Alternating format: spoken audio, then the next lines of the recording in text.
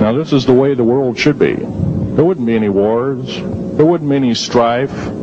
Or if there was, it could be settled in a peaceable manner in a handshake. And that's the original American way. And I believe that way is still there, however remote at present time.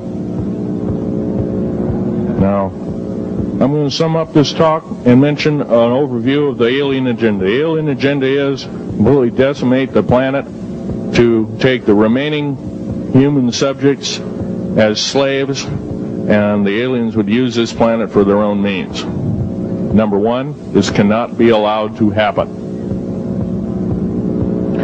The world takeover plans of the New World Order, a direct carbon copy blueprint from Adolf Hitler's routine of 1933 to 1938, must not be allowed to happen. That includes the name, the New World Order. That was purposely used, folks, because most of us have been lazy. We have not read our history, and I'm talking to you because I'm one of them. We have not read our history books. Things have been omitted. Throw out basically what you've learned. I'm not asking you to believe me. I'm asking you to re-educate each one of yourselves and ask the unexpected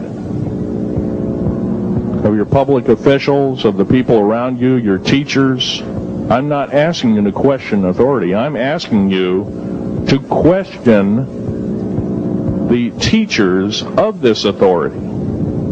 Is this right? Is this law correct? If a law, one of the best statements to ever come out of the mouth of any human being, believe it or not, was, I think, by an incredible black man, the name of Jesse, not Jesse Jackson, but it was Martin Luther King, excuse me, said, an injustice anywhere is a threat to justice everywhere.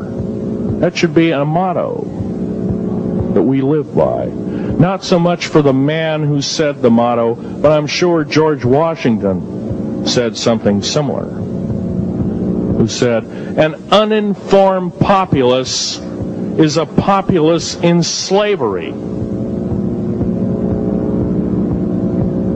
Now, our founding fathers had the unique gift 250 odd years ago, 200 to 250 years ago, of looking far in advance, laying out the groundwork of this wonderful two pieces of paper government we've got, the Bill of Rights and the United States Constitution, laying it out for all time. It is the best government probably since time immemorial, maybe the best ever. If we are to, by the way, every freedom that we have must be fought for continuously. You don't need to pick up a gun to fight for something. You need to pick up your mouth. You need to pick up your brain and read a book. You need to pick up your mouth and say, and when you hear somebody say, well, I believe in gun control, and you say, no, I don't believe in gun control, because guess what? You take away that right. What other rights am I going to be missing later on? Now, with gun control. Gun control, there's a certain few people, generally a 1 to 2% minority of people, that are totally irresponsible, criminal, use the gun improperly, etc., etc. I'm not talking about those kind of people. There are always going to be those kind of people, at least for the foreseeable future. The average person that owns a gun has prudence, has conscious thought of the knowledge of right and wrong, can and is able to defend itself, herself, himself, against foreign and domestic terrorists, so to speak. Now, gun control is an attack on your rights. If it is allowed to fully comply and go through, all of your freedoms will be removed within a 10-year period after the last element of gun control. So the attack of any right, or the removal of any existing right, is an attack and affront on every one of us in this room and should not be tolerated. That's that part of the talk. The overview is about underground mountain bases. All of them should be made public. In future talks, I'll be giving latitudes and longitudes of every single one of these bases. I've already written a manuscript at the publisher as we speak. It's a dynamite book. It lists all the secretive agendas that our government has us believing in right now and why it's so much BS. Why the New World Order is so good for us. Ha ha.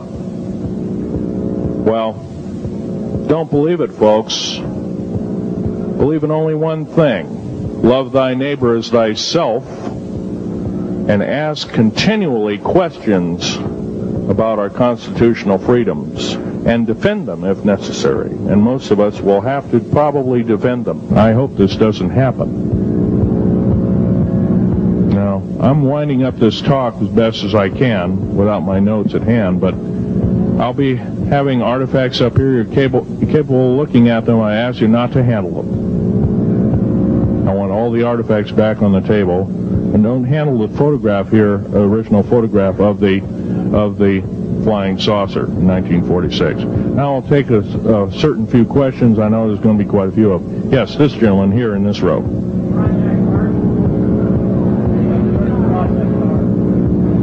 I've heard of Project HARP. I don't really know that much. It's designed to electrify the ionosphere, and they will be able to map all the underground bases. There was a crash of a Air Force plane up in Alaska last week, and AWAC plane. Yeah. It was on the last day of a Project HARP demonstration. Okay.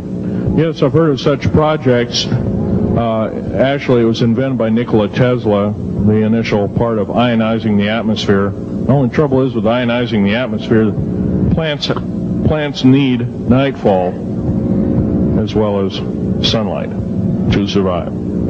So lighting up the atmosphere might do extreme damage.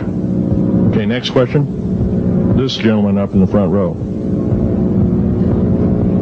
Please speak up.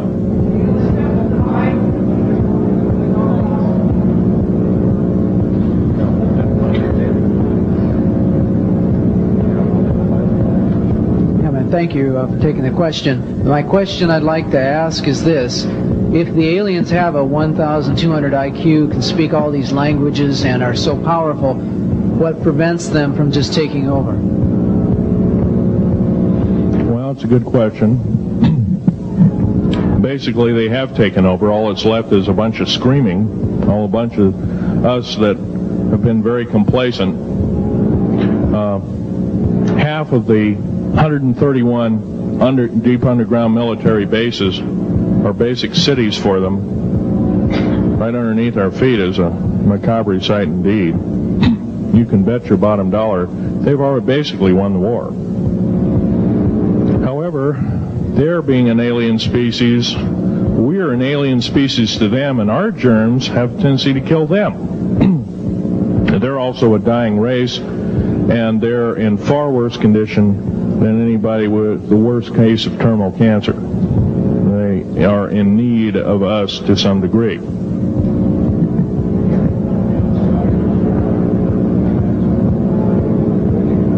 Okay. Yes, sir.